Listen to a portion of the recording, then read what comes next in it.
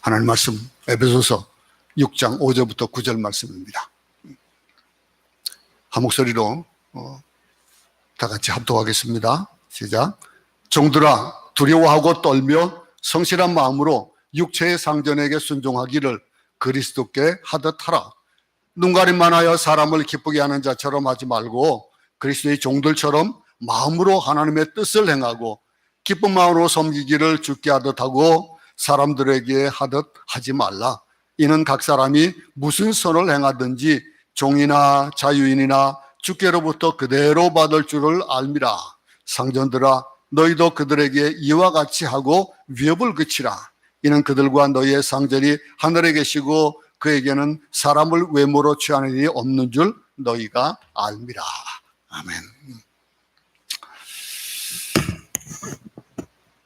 앞에서 우리는 하나님의 새로운 그런 나라, 하나님의 나라가 세워짐에 있어서 우리 가족 개인의 구원을 통해서 또 그 개인의 구원이 가정을 통해서 이루어지고 그 이루어진 가정들이 모여서 사회를 이루는 그런 일들에 대한 것들을 우리는 앞에서 살펴봤습니다. 우리가 살아가면서 이 구체적인 적용 내용이 우리 이제 아내에게, 남편에게, 그리고 자녀와 부모 관계에 대해서 이렇게 앞에서 말씀하시면서 그러면서 이 땅에서 하나님의 나라가 어떻게 이루어져 가야 되느냐라고 하는 것, 이런 것들을 돌아봅니다. 부모 관계나 자녀와 부모 관계, 또 부부 관계, 또 우리가 흔히 보는 그런 익숙한 관계 속에서도 자칫하면 잃어버리기 쉬운 하나님의 자녀로서 하나님께서 우리에게 주시는 그 구원의 그런 공동체가 어떻게 이루어지는지에 대한 것들을, 인생의 정확한 해답, 결정적인 해답이 이 모든 것 속에 내포되어 있다는 것들을 우리는 잊지 말아야 된다라고 하는 겁니다. 우리가 오늘 이 본문에 종들아 두려워하고 이리 나옵니다. 그리고 이 6, 7, 8절까지 종들아라고 얘기하고 그리고 나서 9절에서는 상전들아 그랬습니다. 어떻게 보면 그냥 상전들에게는 간단하게 얘기가 있는 것 같지만은 그러나 앞에 이 5절부터 있었던 모든 말씀들을 거기에 더 보태서 한 절을 더 상전들에게 얘기하고 있는 겁니다. 오늘은 이렇게 우리가 사회 구성해 가면서 이 사회 속에서 어떤 이 종들이나 또는 상전이나 이런 개념들을 가정의 개념에서 부부와 자녀와 또 이런 이 관계를 지나서 또 우리가 공동체 속에서 이루어지는 이 관계에 대한 것들을 얘기해 주고 있는 겁니다. 근데 이런 이 구원, 개인의 구원, 또 가정의 구원, 이런 것들을 잘 이루었다면은, 그렇다면 새로운 구원의 관계, 이 사회에 대한 그런 모습이 오늘 본문에 대한 말씀입니다. 여러분, 야구를 잘 알 겁니다. 야구의 룰을 모르는 분들은 거의 없지요. 이 야구를 보면은 좀 더 이해하기 좀 쉽지 않을까 싶어요. 이 야구를 하기 위해 가지고는 두 팀이 팀을 이루어서 하는 일입니다. 그러면 이 홈 경기장에는 홈 베이스가 있어요. 베이스가 있고 거기에 타자가 있고 또 공을 던지는 포수가 있고 공을 던지는 그런 투수가 있고 그 공을 받는 사람, 또 외야에 있는 사람, 이런데 이 수비하는 사람들이 이렇게 많은 사람들을 이루고 있고 타자는 단 한 사람이 올라갑니다. 그 타자는 단 한 사람이 올라가 가지고 하는데 꼭 거쳐야 될 곳들이 있어요. 1루, 2루, 3루를 다 거치고 홈을 밟아야 돼요. 돌다가 3루를 밟지 못하고 돌아와서 아무리 홈으로 들어와도 그 사람은 죽는 거예요. 아웃이에요. 이 1루, 2루, 3루를 밟지 않으면은, 그러면은 이 베이스를 밟지 않으면은 아무 소용이 없는 그런 일들. 자, 경기를 시작합니다. 경기를 시작하면서 이제 타자가 섰습니다. 이걸 구원의 그림으로 이제 바꿔본다면은 우리가 이 구원에 대한 것들 중에서 가장 중요시 여겨야 될 것이 뭐냐면 나 개인의 구원이에요. 나 개인의 구원이 없이 가정의 구원은 없는 거예요. 가정에서 아무리 남편이 잘 믿고 아내가 잘 믿어도 아무리 자녀가 잘 믿어도 내가 안 믿으면 아무 소용이 없는 거예요. 근데 이 믿는다는 거, 이 일들을 우리가 이제 이 야구에서 공을 칠 기회가 있습니다. 공을 칠 기회가 주어졌는데 딱 한 사람에게만 주어진 거예요. 근데 그 한 사람이 치는 공을 위해서 투수가 있고 포수가 있고 각 루수가 각 룰을 밟고 있는 그런 책임지는 자들, 수비하는 자들이 있는데 딱 공을 칩니다. 그런데 공을 치면서 계속해서 영원히 칠 수 있는 게 아니에요. 단 한 번에 칠 수 있는 게, 볼넷을 고르면은 그냥 일루로 가는 거예요. 근데 3번 스트라이크를 당하면은 아웃이에요. 그 아웃이 3번 되고 나면은 새로운 팀이 바뀌어집니다. 근데 그 중에서 이 하나의 상식으로 우리가 생각해 볼수있다면 볼넷으로 가든 안타를 치든 뭐 홈런을 치든지 반드시 1루수를 거쳐야 되는 거예요. 1루를 안 거치고 2루만 3루만 되어가지고는 점수가 나지 않는 겁니다. 운이 좋아서 투수의 실수로 볼넷을 골라서 가도 1루부터 먼저 가게 되는 거예요. 그리고 한 사람이 가고 나면 그 뒤에 따라가는 그런, 이 도를 하다가 잘못해 죽는 사람도 있어요. 간다고 1루수 맘다고 다 점수가 나는 것도 아니고, 도를 하다가 죽는 사람도 있고, 나는 잘 갔는데 그 다음 타자가 잘못 쳐가지고 그냥 병살탈 당하는 그런 경우도 있어요. 이런 일들을 보면서 마치 인생의 축소판 같지만 가장 중요한 것, 단계를 밟아야 된다는 거예요. 내가 구원받지 못하면은 가정에 구원이 없어요.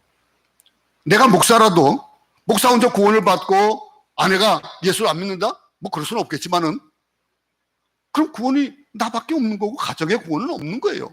내가 아무리 잘 믿어도 내 자녀가 안 믿으면 그만이에요.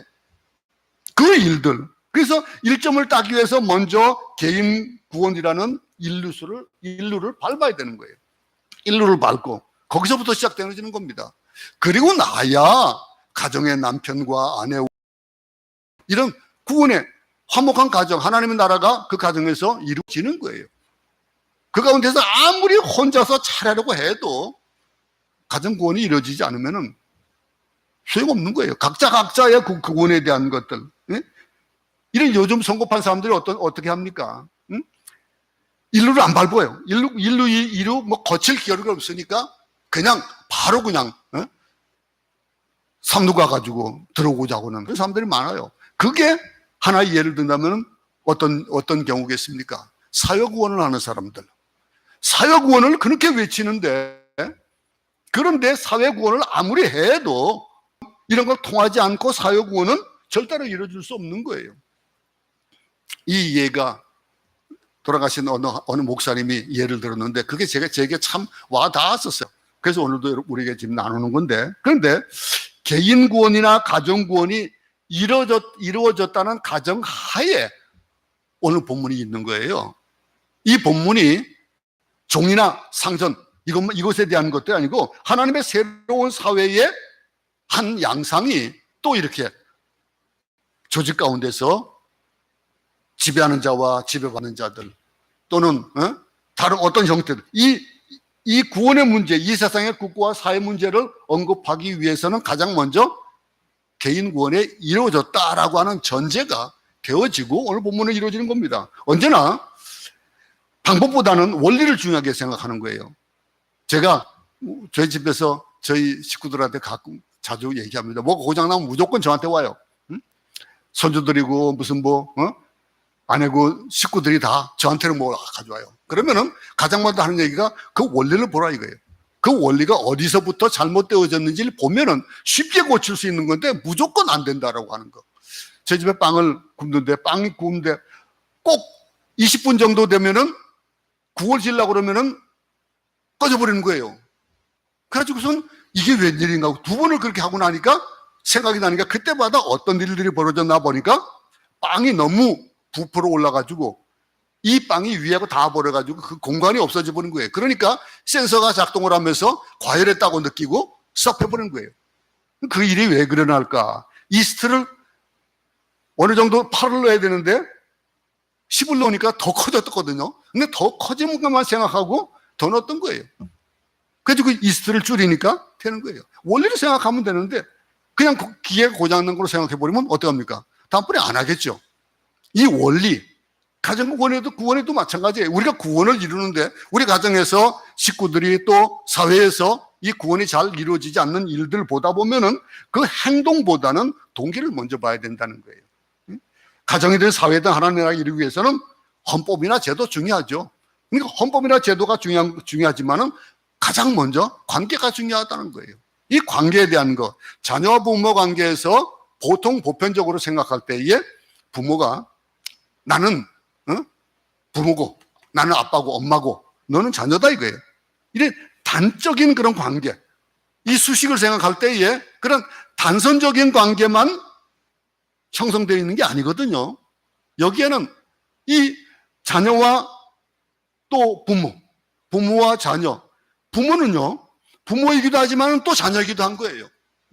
이런 일들. 그러니 부모의 위치에 있지만 동시에 자녀의 위치에 있다고 했다는 이 동시성을 이해할 때, 그럴 때에 관계가 형성이 되어지고, 그리고 관계가 단절되는 것에도 피할 수가 있는 거예요. 근데 무조건 한편만 생각하면은 안 된다 이거죠. 내가 자식 편에 서서, 그래서 아이들을 가르치려도 눈높이, 그런 눈높이로 아이들을 맞춰가는 그런 교육을 하라고 하는 그런 얘기야. 이 아내와 남편 관계도 마찬가지입니다. 남편의 입장에서만 아내를 보면은요, 아내에게 일방적으로 정말 불평불만을 토론하고 자기 잘못에 대한 요구를, 자기에게 필요한 것만 요구를 하게 되는 거예요. 그 부부간에 그런 불협화음이 나죠. 근데 그 가운데서 서로가 서로의 입장을 본다면, 남편의 입장에서는 아내를 보고 아내 입장에서는 남편을 보고, 참 남편을 보면은 막 섭섭하고 원망스럽고 바가지를 꽂고 싶고 그런 것들이 다 어디서 나오냐면은 자기 입장에서 생각하다 보면 그렇게 되는 거예요. 아내에게 바라는 것이 많고 그러면서 그걸 이해해 주지 않으면 안 되고요. 이 성경적인 관계 개정, 가장 중요한 동시성의 개념을 모르면은 이런 문제들이 만들어진다라고 하는 거예요. 그러니 이 남편과 아내의 관계를 분리된 개념이나 또 이중적인 개념이 아니라 성경에서 말하고 있는 동시적인 개념으로 우리가 봤거든요. 남편들아, 아내들아, 또 자녀들아, 아비들아 라고 하면서 그 관계를 쭉 보호하는 거예요. 근데 이 세상에는요, 완전한 자가 아무도 없습니다. 아무리 완전해 보여도, 완전한 남편 같아도 그래도 뭔가는 아내에게 불평이 있고 불만이 있을 수가 있는 거고, 마찬가지로 바꿔도 마찬가지입니다. 사랑과 이해와 간영과 용서라고 하는 측면에서 바라보면 전쟁이 일어나지 않는 거죠. 불평이 일어나거나 불만이 일어나지가 않는 거예요. 이 일들, 이 똑같은 잘못을 해도 미운 사람이 할 때는 굉장히 밉습니다. 그냥 뭐 저러니까 저렇지라고 하는. 그런데 똑같은 잘못을 해도 사랑하는 사람이 하면은 그럴 수도 있어라고 하는 관용. 그럼 여러분들은 무엇이 더 좋을까요? 어떤 것으로 보는 것이 좋을까요? 사랑하는 마음이 있다면은 관용하고 이해해 주잖아요. 그러니 그 관계 자체에서부터 잘못되어진 거예요. 미워하는 사람의 잘못된 행동, 좋아하는 사람의 잘못된 행동, 그건 이 관계가 어떻게 형성되어져 있나에 따라 가지고 그것이 달라지는 거예요. 일방적으로. 그러니 부부싸움 하는 거 보면요, 뭐 하나 잘못했다고 싸움이 시작된 건 아니에요. 그건 그냥 그러면 그것으로 그냥 끝나버릴 수 있겠지만은 그렇지 않고 그것이 쌓이고 쌓이다 보니까, 그러다 보니까 어떤 한 시점을 통해 가지고 그게 폭발해 버리는 거예요. 이런 일들. 그걸 잘 조절하게 되면은 그러면 화목한 가정이 되어지는 거죠. 그 일들을 마찬가지로 오늘 본문의 주제도 그거예요. 이런 논리, 어떤 논리를 배우냐. 그 사회나 국가에도 동일한 게 적용되어지는 거예요. 그 관계에 대해서. 성경은요, 공산주의냐, 사회주의냐, 민주주의냐, 이거를 문제 삼지 않습니다. 어떤 것이든, 어떤 주의는 그거는 사람이 만들어내는 거거든요. 그러니 이 어떤 주의, 이 이념을 가지고 국가를 살리냐, 죽이냐, 그 문제는 모르고 가지 않습니다. 성경에서는. 성경은 아주 단순해요. 그러니까 쉬운 개념으로 이 문제를 우리에게 얘기해 주는데, 오늘 본문에 종과 주인의 관계를 얘기해 주고 있어요. 성경에 말하는 이 동시적인 관계 개념이 뭡니까? 내가 주인을 섬기게 하는 종의 위치에 있을 뿐 아니라 다른 사람을 부려야 되는 주인의 위치에도 있을 수 있다라고 하는 거. 누구에게나 다 그렇게 되어지는 거예요. 나는 항상 밑에만 있는 사람이 아니고, 나는 항상 을의 입장이 아니고, 나도 갑의 입장에 있을 수가 있는 거예요. 근데 갑에 있는 사람은 항상 갑이 아니에요. 을의 자리도 있을 수 있는 거예요. 살아가면서 나는 주인이고 너는 종이다. 나는 고용인이고 너는 피고용인이다. 나는 높은 계급에 있고 너는 낮은 계급에 있다. 이런 생각을 가지고 있으면은요, 기독교적인 사회도 하나님의 나라도 이루지 않는 거예요. 나는 주인일 수 있지만은 종일 수도 있다. 내가 지금은 남을 부리고 있지만은 사실 나는 다른 사람을 섬기하는 자다라고 하는 거. 그 사회에서 큰 위치에 있는 사람도 교회 오면 화장실 청소하는 이유가 뭘까요? 응? 하나님 앞에서 동시적인 관계의 개념을 이해할 때 사랑과 관용과 이해와 용서로 그 아름다운 세계가 하나님 나라가 이루어져 가는 것, 그거를 오늘 본문에서 우리는 그 개념을 두고 오늘 본문을 봐야 된다라고 하는 거예요. 응? 지배와 피지배자가 아니라 사랑과 용서를 통한 이 변화, 이 부분이 하나님의 말씀을 통해서 들을 때에 먼저 이 바울 당시의 종의 형편이 어떤지를 이해하면은 이해가 쉬운 거예요. 거기서부터 시작되어지는 거예요. 당시 로마의 국민의 대다수가 종입니다. 지난번에 말씀드렸죠. 바클레이가 조사를 했는데 바클레이가 조사해 보면은 그 당시에 종의 숫자가 6천만 명이라는 거예요. 600만이 아닙니다. 6천만 명이 얼마입니까? 우리 남북한을 합한 인구보다도 더 많은 거예요. 6천만이 종입니다. 그러니 막노동은요, 물론 뭐 가정에서 부리는 가정부나 일꾼은 노예죠. 그럴 수 있어요. 노동자도 노예고요. 그런데 재미있는 것은 이 당시에는 의사도 노예예요. 의사도 노예고, 요즘 의사가 얼마나 존경받는 직업이고 얼마나 부러워하는 그런 직업입니까? 그런데도 그 당시에 의사도 노예고요. 그리고 지금과 달리 교수나 또는 이 교사들, 당시에는 노예 계급에 속한 거예요. 그리고 이 교사들도 어느 한 집안에 이 서포터가 있어야 돼요. 그래가지고 어떤 가문에 도움을 받고 그리고 가르칠 수도 있고 하는 그런 거기 때문에 그것도 종의 개념이에요. 행정가도 노예고, 그래 주인이 시키는 일에 대해서 그 종은 어떤 일이 있더라도 반문할 수가 없고, 반항할 수가 없고, 반항이 되어지지 않는 거예요. 그게 종과 주인의 관계. 노예는요, 사람이 아니고 물건입니다. 오늘 본문에도 우리 새벽에 본문에도 봤지만은 여자나 아이는 그냥 하나의 개념이 물건의 개념으로 밖에 보지 않던 그런 시대. 그런데 이런 플라톤이나 또 아리스토텔레스 같은 그런 사람들의 이 문헌을 봐도 거기서 엿볼 수가 있어요. 우리가 잘 알 수 있는 것들, 국가론 같은 것들, 아마 학교에서 공부할 때 아마 그런 것들도 봤었을 겁니다. 거기서 잘 나타나 있는 거예요. 노예는 다른 거 아니에요. 그냥 살아있는 기구일 뿐이에요. 어떤 기구. 그러니 오늘날 표현을 말하면 생명 없는 로봇과 같은 거예요. 그냥 로봇은 그냥 주입되어져 있는 대로만 움직이는 거예요. 동일한 행동을 반복하고. 그게 노예이기 때문에 인격, 인권 있을 수 없는 거예요. 요즘 참 우습습니다. 동물에게도 인권이 있다. 그 동물 학대를 한다라고 하는 그런 것에 대해서 동물도 이 노예와 똑같은 게 동물이에요. 당시에 생각했던 것들이. 그러면은 이런 것들 보면서 무자비하게도 때려도 괜찮고 감금하거나 화형을 시켜도 괜찮고 양심의 전혀 가책을 느끼지 않는 것들이 당시에 노예를 대하는 그런 주인들의 그런 태도예요. 이런 노예 개념이 현대에도 똑같이 적용되어지는 거예요. 미국의 남북전쟁 당시에 노예 해방운동이나 인도의 카스트 제도, 지금도 카스트 제도가 있잖아요. 일본의 막부 시대라든가 이런 것들, 공산세계에서 반동 세력이라고 하는 것, 그런 것들도 다 노예 개념에서 상하 개념, 또 그리고 갑의 개념, 의의 개념에서 이런 것들이 이루어진 거예요. 뿐만이 아니라 경제적인 노예도 있어요. 사회적인 노예도 있고 문화적인 노예도 있을 수 있는 거예요. 어떤 형태로든지 마음대로 때리고 감금하고 인권을 무시하고 이런 형태를 취급하는 이런 것들을 그들의 배경 가운데서 그 사회 가운데 그런 배경이 있으면서 여기에 사도 바울이 이런 얘기를 하고 있는 거예요. 종의 개념, 주인의 개념. 그러니 우리가 그 성의라는 영화에도 보잖아요. 같은 종인데 이 종인데 종이 예수 믿고 나서 주인하고 함께 되어지는 이런 것들을 본. 이 결국 시대를 막론하고 우리 죄인인 인간들이 존재하는 곳에는 이 노예 개념이 항상 형태가 다르지만 나타나는 거예요. 요즘도 갑질한다라고 그러잖아요. 이 갑질하는 거. 나는 주인인데 너는 종이다 이거예요. 이런 개념들. 이 노예를 부르고 싶은 심성이 우리 인간성 속에 계속 내포되어 있는 거예요.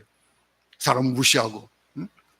이 성경을 보면 이런 사실 이런 것들도 어느 정도 인정하고 있는 성경 구절을 발견하게 되는데 한번 이 고린도전서 7장 20절부터 21절을 보겠습니다. 각 사람은 부르심을 받은 그 부르심 그대로 지내라. 내가 종으로 있을 때에 부르심을 받았느냐? 염려하지 말라. 그러나 내가 자유롭게 될 수 있거든 그것을 이용하라.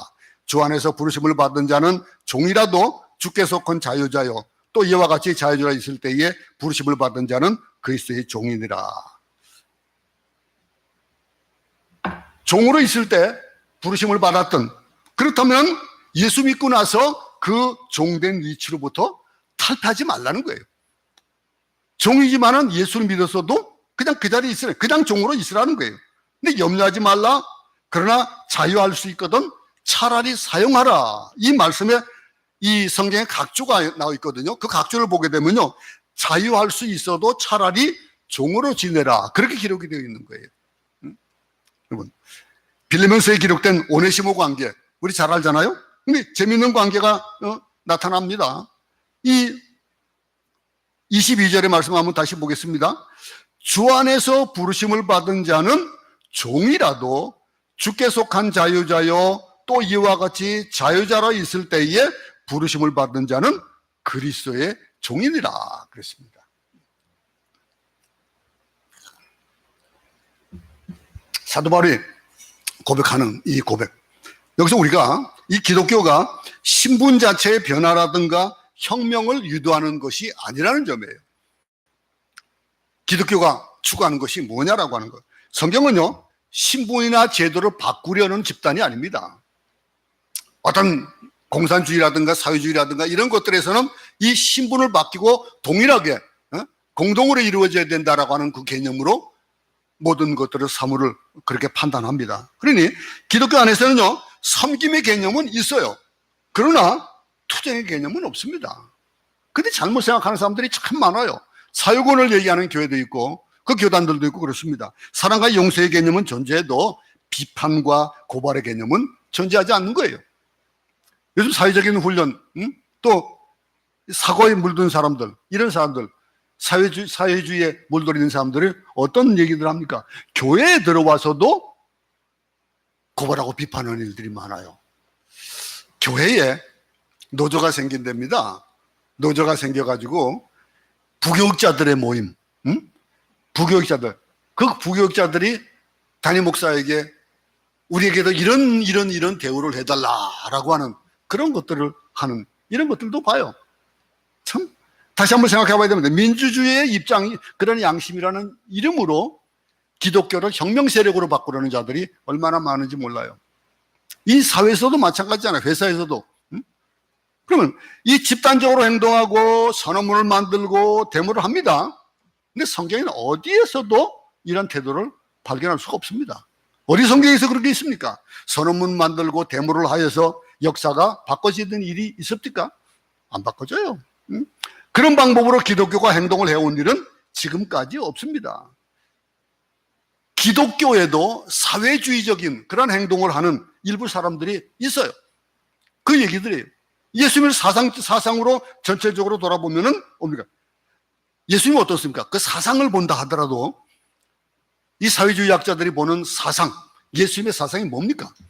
그 사상은 다른 거 없어요.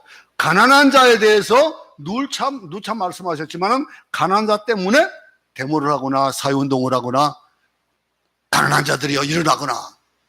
안 그럽니다. 가난한 자를 도와야 된다? 그러면 그냥 가난한 자를 도우면 되는 거예요. 그게 성경적인 거예요. 그들에게 가서 돕든지 이 사회학적인 군중을 이용해서 행동화시켜서 투정적인 역사로 이뤄내는 그런 일들이 아니라는 거예요. 그게 예수님께서 추구하셨던 거예요. 그러니 직접 인간의 몸을 입으시고 이 땅에 오셨다라고 하는 그 개념을 본다면은 어디 그게 이루어질 수 있습니까? 안 되는 거거든요. 이 진리를 잘못 이해하는 것이 바로 공산주의예요. 우리가 할 수 있는 유일한 방법은 뭡니까? 사랑해야 되고, 섬겨야 되고, 용서해야 되고, 인내해야 되고, 관용해야 되고, 이런 단어들, 어떤 고발도 어떤 비판도 기독교 이름으로 할 수는 없다는 겁니다. 우리가 할 수 있는 그런 것들은, 그런 기도, 기다림. 이 교회에서도 사회운동하는 사람들 또는 누가 잘못하면은 그 잘못한 것에 대해서 지적을 하지요. 지적을 하면서 자기를 안 돌아봐요. 근데 그 지적하고 그것을 판단할 수 있는 그 일들은 하나님만 하실 수 있는 거예요. 우리는 할 수 없는 거예요. 우리가 할 수 있는 건 뭡니까? 그가 바른 길로 갈 수 있도록 기도해주고, 그가 바르게 자라갈 수 있도록 신앙의 권면을 해주고, 그러는 것들이지. 네가 이러니까 잘못했어, 이러면 안 돼. 상담에서도 마찬가지예요. 믿음이 좋은 사람이 믿음이 여린 사람들에게 얘기할 때도 너 그 믿음은 잘못됐어가 아니고 내가 행동으로 보여주면서 가르쳐주는 그 믿음의 그런 교육이 있어야 된다는 거예요.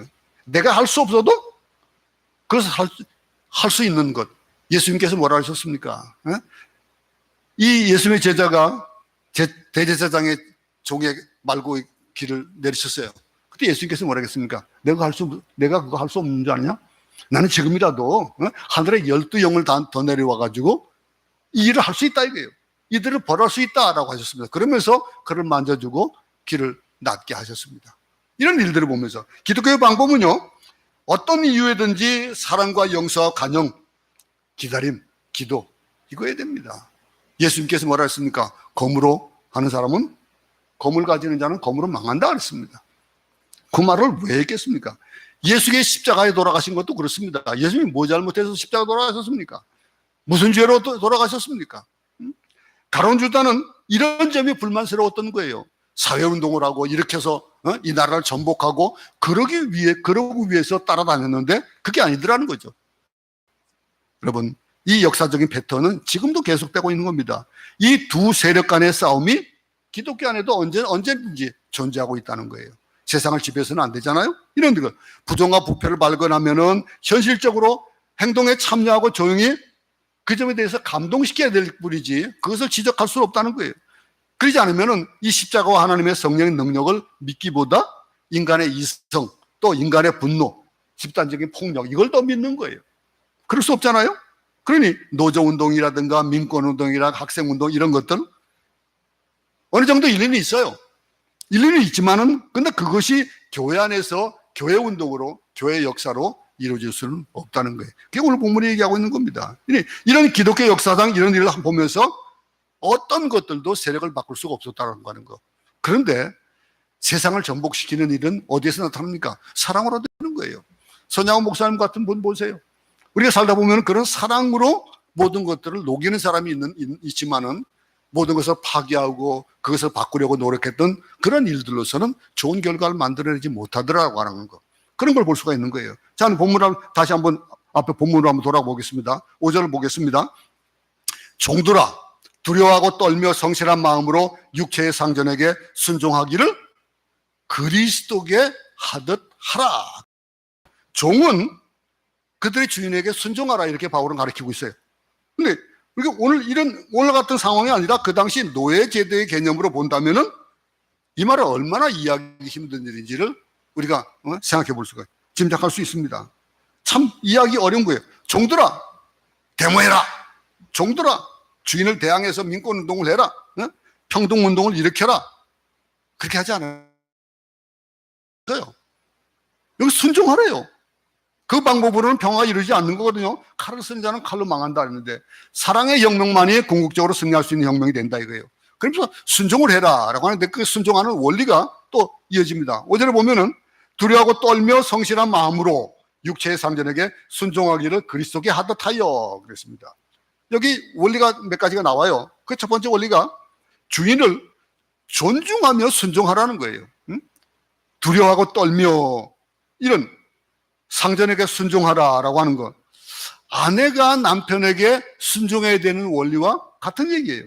5장 33절부터 이 기록된 남편들을 경외하는 원리에 대해서 이 원리도 우리는 볼 수가 있었던 거예요. 순종한다? 순종하는 사람들 어떨 때 순종합니까? 존경해야 합니다. 존경하지 않으면 순종하지 않아요. 머리는 좋아하는 것 같지만은 순종하지 않아요. 경배라는 대상에게는 절대로 순종하지 않습니다. 근데 순종할 수 있는 비결이 뭡니까? 존경에서부터 시작되어지는 거예요. 다시 한번 베드로전서를 한번 보겠습니다. 베드로전서 2장 18절 한번 다 같이 읽어보겠습니다. 시작. 사원들아, 범사에 두려워함으로 주인들에게 순복하되 선하고 관용하는 자들에게만 아니라 또한 까다로운 자들에게도 그리하라. 당시에 이 종의 개념과 이 상전의 개념들이 많이 그 종의 개념을 가지고 있던 사람들이기 때문에 이런 얘기가 베드로의 전서에도 나오는 거예요. 그러니 인격적인 주인에게는 누가 순종 못합니까? 순종하죠. 근데 그리스도인이면은 못되고 까다로운 주인에게도 순종하라는 거예요. 주인의 잘못을 용납하라는 뜻은 아닙니다. 근데 순종과 존경의 태도를 통해서 승리하라는 그런 뜻이에요. 두려움을 가지라고 하는 거. 두 번째, 주인에게 순종할 때는 두려움을 가지고 순종하라 그랬어요. 참 보세요. 이 두려운 마음으로 순종한다. 두려워하고 떨며, 이 두렵다라고 하는 말이 뭘까요? 이 공포하고는 다른 개념입니다. 두렵다라고 하는 거. 무서워서 두려워하는 것이 아니라 하나님을 두려워하는 것, 경외심, 이거는 공포심과 다른 거예요. 경외함으로 하나님에 대한 두려움이 없을 때 사람은 방자하고 그리고 당돌해지기 쉽습니다. 똑똑하면은 건방질 수 있어요. 당돌해질 수 있어요. 이 그리스도인의 종의 태도가 아니라는 거예요. 그러면서 성실한 마음으로 순종하라, 이렇게 고민하고 있습니다. 이 성실한 마음으로라고 하는 이 성실, 시편 37절에 보면은 그의 성실로 식물을 삼을지어다라고 하는 말씀도 있습니다. 성실하게 한다는 것, 주인이 볼 때나 보지 않을 때나 상관하지 않고 충실하게 자기 맡은 일을 감당한다라고 하는 것. 성실한 사람은 누가 봐도 잘 알아요. 누가 보라고 하는 그런, 보라고 순종하고 막 그냥 성실하지 않은 사람들, 성실한 척을 해도 나타나게 돼 있는 거예요. 근데 아무 생각 없이 그냥 성실한 사람은 그것이 그냥 보라고 안 그래도 보여져요. 그래 되어지는 거예요. 그러니 성실하게 자기 맡은 일을 감당한다는 그런 뜻이에요. 그러니 이 종의 주인에게 순종하는 것은 또 어떻게 하라 그랬습니까? 그리스도께 하듯 하라. 자, 여러분들, 그리스도에게 한다. 자신들을 노예라는 개념으로 보지 않더라도 우리 모두는 뭐라고 얘기합니까? 그리스도의 종이다. 그렇게 얘기를 합니다. 그리스도의 종이다. 어디에 있든지 종의 위치에 있는 사람이다 라고 하는 개념을 가진다면 어떤 직장에서 일을 하든지 그리스도께 하듯 하는 그런, 아내가 요리할 때나 그리스도께 대접하듯 요리하고, 또 청소할 때도 그렇고 손님을 대접할 때도 그렇고, 그게 그리스도께 하듯이 하면은 함부로 할 수 있겠냐 이거죠. 우리가 어떤 자세로 하니, 선생이든 또는 무슨 남을 대접하는, 남을 섬겨야 되는 그런 입장에 있든지, 어떤 사람이 있다, 어떤 위치에 있다더라도 이런 원리를 따른다면은 그리스도 사회가 되지 않겠습니까? 하나님의 나라가 이루어지지 않겠습니까? 근데 사람이 변해야 되어지는 거예요. 사람이 변해야, 어떤 형편과 처지에 있든지, 노예 신분이든지 어떤 신분이든지 이런 종의 자세를 가지고 사람을 섬겨야 된다, 이런 얘기를 하고 있는 거예요. 그런데 오늘날 우리가 사회를 보면요, 여러 가지 참, 어떤 그런 건물을 짓는데도 그렇고, 우리 집 앞에 공사를 하는데 어떨 때 보면 참 성실하지 않은 그런 사람들 많이 봐요. 누가 보든 안 보든 얼마든지 안에서 붕괴돼 버리고, 얼마든지 안에서 무장 어려움을 겪고. 보통 많은 사람들이 대단지 아파트를 선호하는 이유가 뭡니까? 관리가 잘 되기 때문에 그래요. 그냥 조그마한 한동되어지는 맷집 있는 그런 연립들, 이런 걸 선호하지 않는 거는 그 앞으로의 그 일들을 개수하거나 보수하거나 하는 일들이 힘들어지기 때문에 그래요. 근데 서양에서 그런 얘기 많이 듣잖아요. 몇백 년 된 건물인데도 아직도 끄떡없다라고 하는 거. 그럼 어떤 개념으로 지었겠습니까? 누구의 문제가 아닙니다. 노동자의 문제도 아니고, 옷을 짓는 일이라든가 책을 만드는 일이라든가 다른 많은 일들에서도 눈 가림으로 하지 않는다라고 하는 거. 그거는 어떨 때 가능합니까? 그리스도께 하듯 한다라고 하는 그 온전한 개념이 있으면 가능하다는 거예요. 이 바울이 말하는 기독교 정신이 봉사하고 섬기는 그 정신이 뿌리를 내리고 그것이 문화로 형성될 때 이런 일들은 가능한 거에 된다는 거예요. 그러면서 우리가 해야 될 일이 하나님의 뜻을 행하는 것처럼 해야 된다. 정성을 들여서 한다. 기쁜 마음으로 한다. 이런 얘기는 우리 성경에서 참 많이 나옵니다. 그래서 일을 시키는 사람의 입장이라든지 또는 그런 일을 하면서 불평하고 불만하고 짜증을 내면서 일하는 사람도 보면 얼마나 마음이 아픕니까? 참 시키는 사람도 마음에 안 들어요. 강한 책임감으로 열심히 일을 하더라도 그 딱딱한 얼굴을 하는 사람과 기쁨으로 하는 사람들, 우리는 우리의 삶을 살아가면서 하나님 앞에서 코람데오의 신앙으로 살아야 된다라고 하는 거예요. 오늘 이 본문의 7절과 8절 한번 다시 한번 또 보겠습니다. 바울은 이런 부탁을 합니다. 기쁜 마음으로 섬기기를 주께 하듯 하고 사람들에게 하듯 하지 말라. 이는 각 사람이 무슨 선을 행하든지 종이나 자유이나 주께로부터 그대로 받은 줄을 알미니라 그랬습니다. 눈가림만 해서 사람을 기쁘게 한다면은 이런 일들이 되어지지 않는 거예요. 그리스도의 종들처럼 이 일이 되어진다는 거예요. 우리 모든 사회가 이랬으면 참 좋겠습니다. 우리 주위가 그랬으면 좋겠어요. 사람이 보든지 보지 않든지 어떤 일을 하든지 눈가림만 하고 하는 것이 아니라, 눈 가리고 아웅하는 것이 아니라, 바울이 이렇게 얘기하는 이런 것들. 자, 종들아라고 하는 개념. 이 모든 개념에 이어서 각 사람이 무슨 선을 행하든지 종이나 자유인이나 주께로부터 그대로 받은 줄을 알미라라고 한 후에 뭐라고 얘기합니까? 상전들아라고 얘기를 하고 있습니다. 한 절밖에 없는 것이지만은 이 상전에게 한 말을 우리가 몇 가지를 한번 생각해보고 마치겠습니다. 종의 입장에서는 앞에 순종의 법칙을 따르지만은 혹시 주인의 입장에서 상전의 입장에서 다른 사람을 부려야 될 때는 어떻게 해야 될까라고 하는 것들이 오늘 본문에 얘기해주고 있는 거예요. 대답이 아주 간단 명료합니다. 종의 입장처럼 하라는 거예요. 종의 입장처럼 앞에서 5절부터 8절까지 이루는 얘기했던 그대로 하라는 거예요. 입장을 바꿔놓고 하라는 거예요. 주인의 입장에서 사람을 부릴 때도 순종의 원리가 그대로 적용되어지고, 얼핏 보기에는요, 이 성경에 상전에 대한 얘기는 몇 마디 없는 것 같지만은 상전이 할 일이 더 많아요. 종이 하는 일들을 기본적으로 다 하고 그 다음에 한 가지를 더 붙이는 거예요. 특별히 직원을 데리고 있는 사람, 남을 부리고 있는 사람들, 그런 사람들에게 성경은 아주 재미있는 표현을 하고 있습니다. 뭐라고 합니까? 9절 말씀입니다. 상전들아, 너희도 저에게 이와 같이 하고, 여기 우리 그 개역 한글에서는 뭐랍니까? 공갈을 그치라, 위협을 그치라 라고 했잖아요. 여기 우리 개정 성경에는. 근데 공갈을 그치라. 환자에게 공갈하지 말고, 학생에게 공갈하지 말고, 노동자에게 공갈하지 말고, 자기 집에 부르는 사람에게 공갈하지 말라. 이걸 우리의 말로 바꿔 말한다면 어떤 말이 될까요? 갑질하지 말라는 거예요. 갑질하지 말라.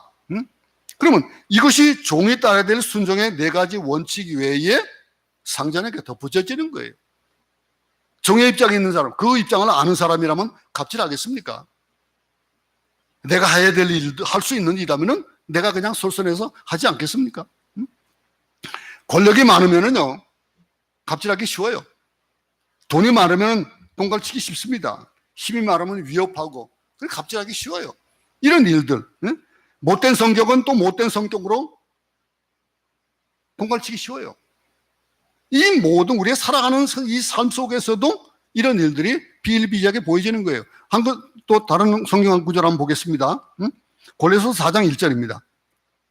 상전들아, 의와 공평을 종들에게 베풀지니 너희에게도 하늘에 상전이 계심을 알지어다. 여기에 종의 개념, 상전의 개념이 이 고린도전서나 골로새서나 또 베드로전서나 이런 일들에 있어서 계속해서 얘기해주고 있는 거예요. 그러면 하늘에 상전이 있다? 우리는 최고의 권력자가 아니라는 거예요. 아무리 높은 위치에 있다 할지라도 우리 위에 하나님이 계시다는 거예요. 그렇다면 이 세상에서 가장 높은 위치에 있는 사람이 뭐겠습니까? 왕이 있을 수 있고 대통령이 있을 수 있고 그럽니다. 근데 그 위에 누가 있다는 거예요? 하나님이 계시다는 거예요. 그러니 꼭 기도해야 된다는 거예요. 꼭 이 최고의 권력자가 있다라고 하는 것. 낮은 데 있을 때는 찾아야 문제가 없습니다. 낮은 데 있을 때는. 근데 그 권력과 위치가 높을수록 더 어려워지고 더 힘들어지고 더 잘해야 된다라고 하는 것이 오늘 본문에서 얘기해 주고 있는 거예요. 마지막으로 야고보서 5장 4절을 한번 같이 읽어보겠습니다. 보라, 너희 밭에 추수한 품꾼에게 주지 아니한 싹시 소리 지르며 추수한 자의 우는 소리가 만군의 주의 귀에 들렸느니라. 요 며칠 그 뉴스를 달고는 한 가지 얘기가 있습니다. 자영업자 한 분이 돌아가시면서 그러면서 죽으면서 어떤 일을 했습니까? 자기가 살던 그런 원룸을 빼서 그거 가지고 직원들 봉급 주고 자기가 할 일 다 하고 그리고 갔어요. 그런 사람이 있어요. 물론 기업이 어려워서 직원들에게 월급을 한 달 못 줄 수도 있을 거예요. 근데 그럴 때 주인이 같이 굶으면 상관없어요. 주인도 같이. 근데 보통 보면은요, 주위에 회사가 망해도 그 주인은 안 망하는 경우를 참 많이 봐요. 착취할 경우에 직원들의 우는 소리가 만군의 주의 귀에 들린다. 이 말씀을 기억한다면은 그래 할 수 없다는 거예요. 밑에 사람들의 그런 갑질로서 착취하는 것들, 그런 있을 수 없다는 거예요. 구약의 아모스서를 보면요, 부자들에게 부자들이 가난한 자의 머리에 있는 티끌까지 탐한다. 그런 얘기가 있습니다. 여러분, 이런 일이 없어지는 사회가 바로 예수님이 계시는 사회다. 이거예요. 오늘 본문에 참 종들이요, 또 이 종들에 대한 거, 또 우리가 상전에 대한 거, 이런 거 보면서 가장 중요하게 우리가 생각해 봐야 될 구절이 한 구절이 있겠죠? 근본 하나님의 본체시나 하나님과 동등됨을 취하지 않으시고 오히려 자기를 낮추시고 죽기까지 복종하셨다라고 하는 그 예수님께서 십자가에 돌아가신 그분이 이 땅에 오신 그 일들을 생각해 본다면은 여기 종들아, 상전들아, 이런 것들은 아무것도 생각해 볼 것이 없는 거예요. 당연한 것들. 예수님은 죄인을 위해 오셨고, 섬기에 오셨고, 잃어버린 자를 찾기 위해 오셨고, 생명을 주기 위해 오셨다라고 하는 것.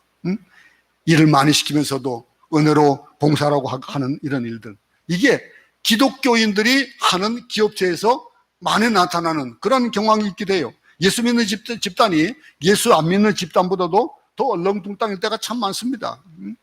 예수 믿는다는 이유로 월급도 노동도 착취하고 그냥 비교적 근무 조건이 안 주면서 그래서 좀 봉사하라고 하는 거예요. 우리가 하는 일들이 좋은 일이니까, 우리가 하는 일들이 사회를 위한 일이니까 봉사하라 이거예요. 그런 일들이 얼마나 많은지 모릅니다. 그러면서 하는 얘기가 죽게 하듯 하라, 죽게 하듯 봉사하라, 이렇게 하는 경우를 참 기독교 기관에서 참 많이 봐요. 근데 우리는 오늘 본문에서 예수님께서 이 땅에 오신 이유, 이 땅에 오셔서 하셨던 일들, 하나님이신 예수님이 제자의 발을 씻게 해주셨던 그 장면, 그거를 우리가 깊이 생각한다면 오늘 본문에 얘기하고 있는 어떤 형편이 있든지 종됨의 네 가지 원리를 마음속에 깊이 새겨서 하나님께 영광을 돌릴 수 있는 그런 일들, 그것이 종들아, 상전들아 라고 얘기하는 오늘 본문에서 우리가 깨달을 수 있는 것일 겁니다.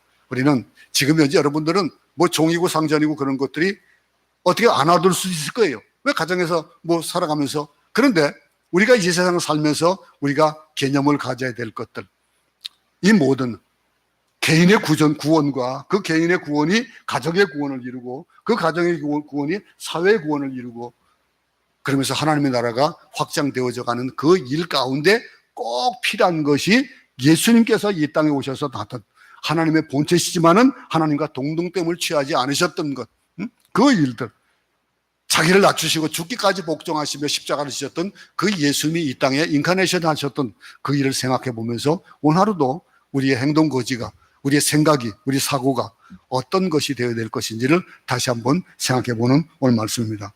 종들아 두려워하고 떨며 성실한 마음으로 육체의 상전에 순종하기를 그리스도께 하듯이 하라 라고 하는 이 말씀. 그러면서 상전들에게도 동일하게 너희도 저희에게 이와 같이 하고 공갈을 그치라. 이는 저희가 너희의 상전이 하늘에 계시고 그에게는 외모로 사람을 취하는 일이 없는 줄 너희가 알미리라 라고 하는 이 말씀을 생각해 보면서 우리의 행동거지 일거수일투족이 주님께 가까이 나아가는 그런 삶이 우리 모두에게도 있기를 간절히 소원합니다. 하나님 아버지, 종들아 라고 하는 말씀과 또 상전들아 라고 하는 말씀을 들으면서 우리가 어떤 개념으로 이 세상을 살아가야 되는지, 그 개념이 어떻게 이루어질 때에 하나님의 나라가 이루어지는지에 대해서 계속해서 공부를 하고 있습니다. 공부하는 것으로 끝나는 것이 아니고 그것이 행동으로 옮겨지지 않는다면 무슨 의미가 있겠습니까? 우리가 행동으로 가정에서 또 사회에서 우리가 공동체를 이뤄나가면서 어떤 개념으로 세상을 살아야 될지 다시 한번 각오하며 그렇게 살기를 작정하게 도우시옵소서. 예수님 이름으로 기도드렸습니다. 아멘. 주기도문으로 예배를 마치겠습니다. 하늘에 계신 우리 아버지여, 이름이 거룩히 여김을 받으시오며 나라에 임하옵시며 뜻이 하늘에서 이룬 것 같이 땅에서도 이루어지이다. 오늘 우리에게 일용할 양식을 주옵시고 우리가 우리에게 죄진 자를 사해 준 것 같이 우리 죄를 사해 주옵시고 우리를 시험에 들게 하지 마옵시고 다만 악에서 구하옵소서. 나라와 권세와 영광이 아버지께 영원히 있사옵나이다. 아멘. 마쳤습니다.